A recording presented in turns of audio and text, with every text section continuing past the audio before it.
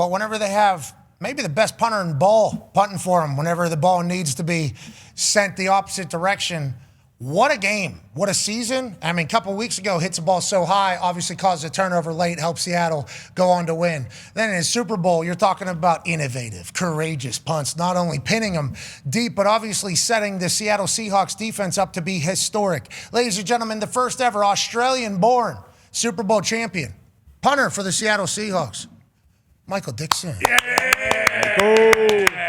What's up, lad? What up? Hey. How we doing? Congratulations, man. Genuine. Oh, thank you. Okay, because you obviously have been somebody I think that a lot of Australians have been inspired by whenever they come over to kick in America, but also American kickers and punters realizing what's possible with a football. So you getting a chance to experience the flowers, and then in the biggest game that you've ever had, having one of your best games you've ever had, and I'm saying one of them, I don't know where you would rank it, I think is special, brother. You're good for the game. You need to know that as a whole, Michael. Oh, yeah. Appreciate it. No, it's a blessing. I love being able to help the team out and get the defense rallying around me when I pin it deep. You know, it's a crazy feeling. Tell me about Jason Myers. Obviously, tell me about your game, your entire special teams group. Feels like Macdonald really cares. Feels like there's been real investment. I think they've invested in every asset or aspect of special teams. Can you tell me about the culture a little bit and how they treat the third phase? Yeah, for sure. Mike definitely prioritizes it, gives us our time. We meet. Jay Harbaugh is a genius and, you know, puts a lot of trust into our guys to execute some of our schemes. And Jay Meyer obviously setting the record and just he's a robot. The attention to details that he has, it's pretty crazy to see. And I'm so happy that he was able to ball out yesterday. Yeah, amen. Here's a stat from Hembo that we got about your entire special teams. We have a special teams efficiency dating back 20 years since 2006. This Seahawks unit, 75.8 on 0 to 100 score, scored the highest by any Super Bowl champion during that time. Great defense, phenomenal special teams. Don't turn the ball over. Feels like old school football out there. Can you describe Macdonald a little bit? Obviously, you were with Pete Carroll for a while. Obviously, you're from Australia, live in Seattle, I think, now for most of your life as opposed to just down in Texas. Can you tell me about how life changes when Macdonald gets in there as the head coach for you and for the team as a whole? Yeah. So obviously Pete was the oldest, you know, coach in the league when he was here, and then we got Mike, and he was the youngest, and Mike came in, and he was just himself and genuine, and he came in and told us like, hey guys, like I'm gonna do my thing, and I believe in you guys. And he it's been so fun to play with him just because, you know, he's so well read, and he thinks about every aspect of the game, and it's been so cool, and we've learned a lot from him as I did with Pete. AJ has a question for you, champ. Yeah, Michael, I guess, what about you personally? How did you feel yesterday riding to the stadium, getting out there pregame? Did you feel something special in the air? Did you feel some electricity that your team was gonna find a way to get this win? Yeah, I mean, all week the guys were super chill. We had meetings at the hotel on game day before we headed over, and everyone was chill. So I knew that we were going to come out with some swag and do our thing. And yeah, we did it. I mean, this group is super confident and laid back. We got a pretty young team, and they didn't shy away from the moment. So when you're hitting balls in warm-ups, you know? Or how long? Have you ever had bad warm-up? When was the last time you had bad warm-up going into game? No, I don't really have a bad warm-up. I feel like I'm pretty much just got my routine down, and yeah, I feel good. Yeah, it looks like it, man. You put that 51 yards on the sideline. And by the way, having Tirico as the commentator for you, great news. Because early in I don't know how much you've heard. Early in the game, Tirico giving you your flowers. Like a lot of people saying this guy's best in the league. I mean, this is what it is. Then boom, inside the 5. Then you have backed up punt, bang, 51 yards on the sideline, no return. Like Tirico gives love. And also the game was very boring. I mean, you're talking about like 10 punts and 12 possessions. It was like you were the highlight there for a while, and Tirico was showcasing it. You're good for ball, man. You really are. I love it. You can take the Lombardi back to Australia. We saw Robert Irwin tried to tackle an American crocodile on our show. I don't know if you saw that. He did the American death roll. You're going to have to check it out on the flight. Wow. Yeah, but Australia hosting game, obviously big deal. You taking Lombardi back there, and what are your kind of thoughts on Australia getting more invested in the NFL, which we are very pumped for? Oh, I love it. The game's going to be a sellout. There's going to be 100,000 people there. It's going to be the Rams 49ers. Hopefully, the season after this one, the Seahawks get out there and play in Sydney or something. That'd be a dream come true because the game has grown so much. It's been really cool to watch. What's the lingo in it? Crikey, Rob. Yeah, crikey. Crikey. Yeah. There's another one in there. There's one word. What? That you guys use. You know it. It's kind of like what you. It's How many letters? What you do. How many letters? It's kind of, yeah. It rhymes with what you're maybe the best in the world. Yeah. I think I know what you mean. Australia, good. Hey, I think it was a cool culture. I was down there for 8-10 days. Every Aussie I've met through the punting world, it's like, I'm a fan of. Like, I think your guys' vibes, athleticism, everything is great for sport. I'm happy the NFL's going back there. Time is crazy, though. The time is insane. Oh, yeah. How do you do that with family? Do you, like, have set times that you catch up with people? How's that all work? Yeah, I mean it's hard to FaceTime with the time difference, obviously, but there's like sections of the day where you just make it work. And then traveling, like everyone's freaking out about traveling with the team, but you know, to go play there, you leave at night and then you land in the morning. It's really, I think people are, you know, overestimating how jet lagged they're going to be. I feel like it's worse when you go to Europe. So I think everyone will be fine. I like where your head's at. Okay. Now the thing that scared the hell out of me, and you know this, is, you know, they have a screen in front of you that's tracking where the plane is. That's all blue. There is nothing. There is not a single. We're 10 hours into that thing, and it's all blue. It's like, okay, so if anything happens here at all, there's no chance. No. There is. So you kind of get that going, you know, as you're sitting in a tube for that long. But you're right. If you are able to make it to waking up in the morning there, it is like fresh up. And then the coffee there. Food. Oh, yeah. The food's so good over there. So good. Yeah. You're world champion here, though. Don't ever fucking forget it. All right, Dickson, let's not forget it. Okay, we got a couple more questions for you. Go ahead, D-Bud. Congrats again, champ. As a defensive player in that great defense you play with, as a punter, you're a part of that defense. Like a punt, that's like first play of defense. I'm sure you probably wear a defensive colored jersey in practice. I hope you do. So I want to just ask you, what's your relationship with that defense? I know there's a lot of young guys that fly around, talk a lot of shit, which I love. What's your relationship with that defense? And then Mike Macdonald, I want to ask about the prop you guys have in your team meeting room that made its way to the internet with all the helmets, kind of the heads of the opponents that you've conquered throughout the season. What was your first reaction to seeing that? Yeah, relationship with the defense is like we're close. I love those guys, and like I said earlier, you know, I down one inside the 10, and everyone's running up, patting me on the head, and getting around it. So that obviously means a lot. But yeah, I mean, we're cool outside of the game as well. So this unit is super close. It's been really fun to be on this team.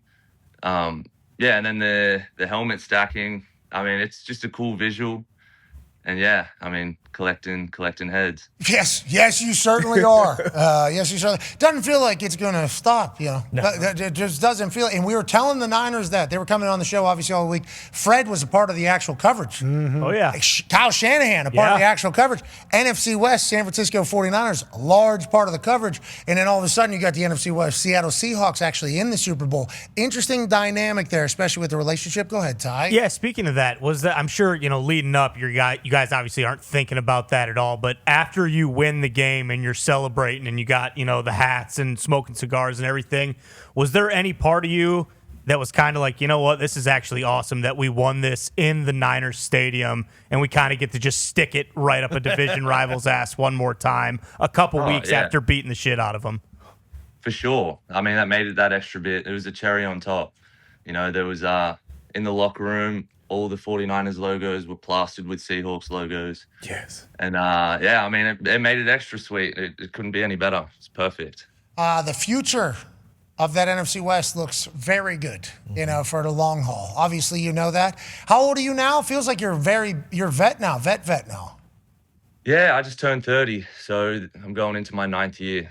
this next year. Okay, so you guys start kicking over there when you're like 4, right? Let's have a kick. Let's have you do the entire thing.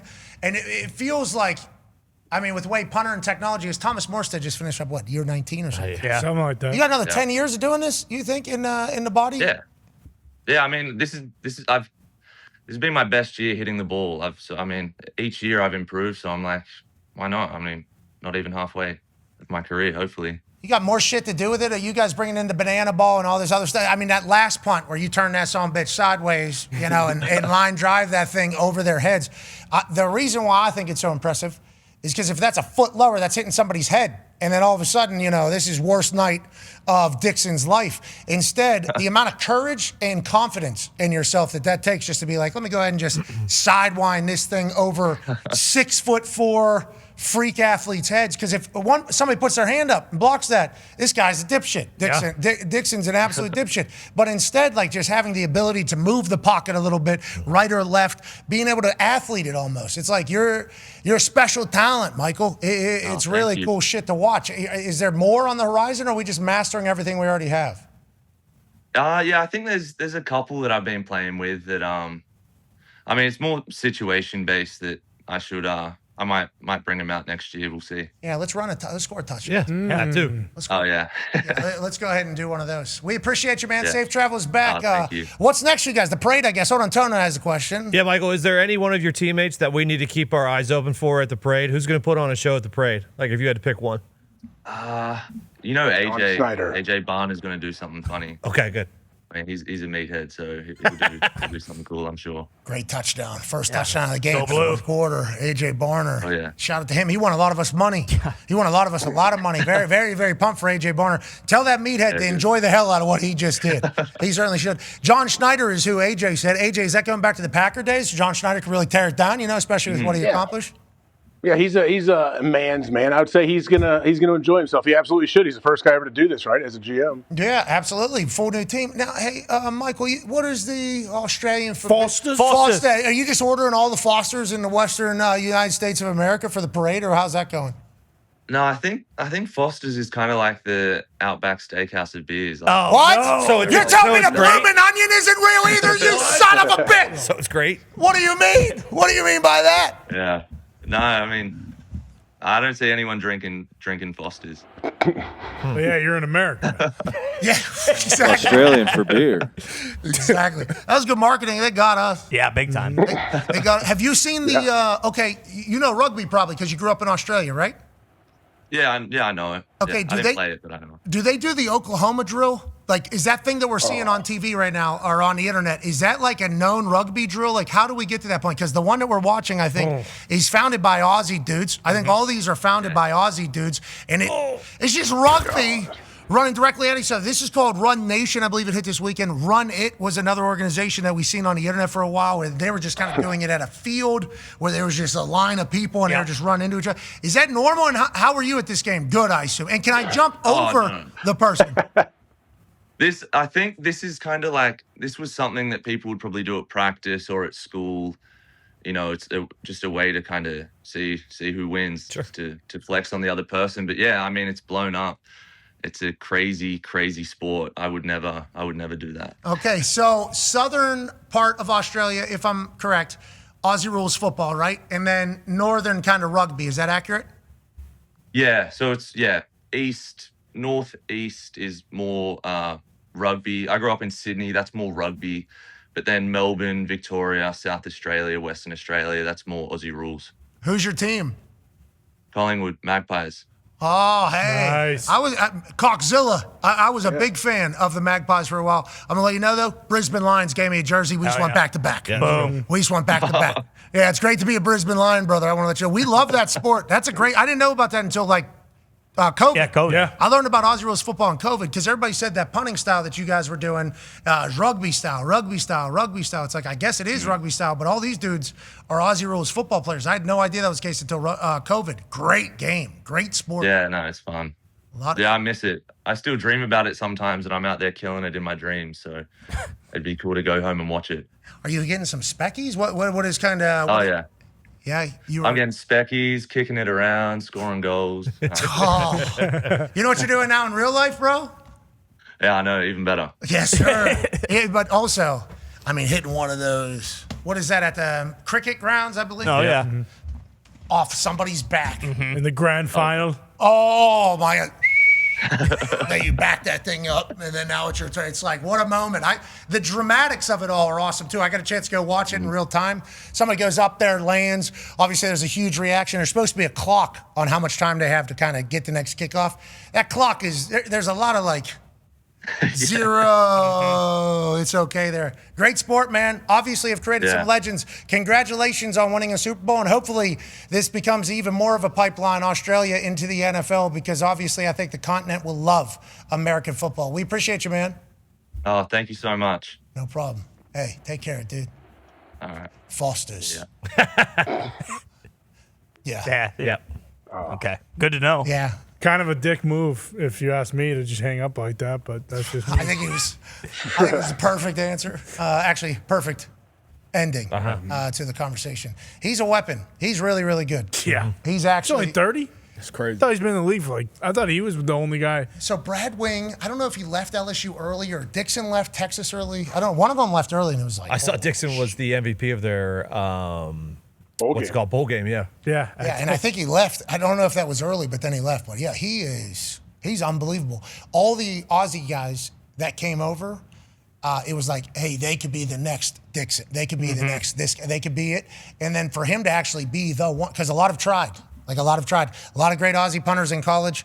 A few have obviously made it into the NFL. Scotland now has a couple. Ireland has a couple kickers. It's like these ball-kicking countries are starting to get kind of into the NFL.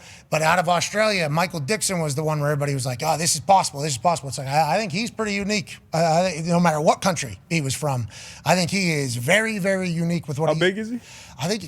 I would assume he's a strapping lad. Big lad. I would assume. But he has the ability, they call it a torpedo, which is what we do for punting. They call it a torpedo kick. His ability to torpedo the ball, tight spiral with a bad drop, means he's like athletic. He like has to change his foot to his drop, which is only happening in like half a second because his drops are kind of interesting. They're down and inside. But the way he's able to control it, and then he's got all these other shit, it's like the amount of courage it takes to do it in a Super Bowl, in that particular moment, obviously huge, but the amount of talent you have to have for all of that. It's like, he's a special dude. I appreciate all the international ball kickers coming, but it's like, I think it's going to be tough to find, just another Michael Dickson. Like, I know we're selling, like, hey, there's more Michael Dixons. And maybe there someday, I don't think there's going to be a lot of them, though. I think there is levels to this whole thing. America, Ireland, Scotland, Australia. Dixon's a guy, no matter what. That's how you Jordan Mailata. Yeah. Like you kind of think, oh, okay, Australia has Dixons and Mailatas just growing on trees, and they're all over there, and they're eventually just going to come over and become, superstar punters and left tackles. But it's few and far between. I mean, that's why he's the first punter. Yeah. Hard to make the league. Yeah. 6'2", 210. He left early. Okay, yeah, big Okay, lad. there you So go. did he kick and punt in college? Just punted. Just punted still. Yeah, dude, he was like What are you doing that game? probably great 14 question. inside the 5. Okay. I mean, that's what it was 18 like. tackles. That's what he was. But him going to Seattle is just so far away. Yeah. Punter in Seattle. I mean, think about the amount of stories. Yeah. That's not a lot of like national. Especially with hype. the defense. He caused the turnover. What was that? 2 games ago. So it says they punted 11. Yeah, against the Rams. They punted 11 times in that bowl game, 10 inside the 15. So Okay, that'll do it. yeah, pretty damn good. And whenever you asked him if he wears the defensive jersey, he said yes, I do or whatever. It's like I think he takes a lot of pride in what he does. He's obviously phenomenal. Seems to be super chill. Yeah, Yeah. big time. Super chill. Doesn't he? Great mood today, that's for sure. Well, how about Yeah, Rob bet. Irwin? Oh, yeah. Now we got Dickson on the program. Kind of going Don Under around here. A little bit. Start working on that Aussie accent. I know. over here. I need to continue to kind of brush it off.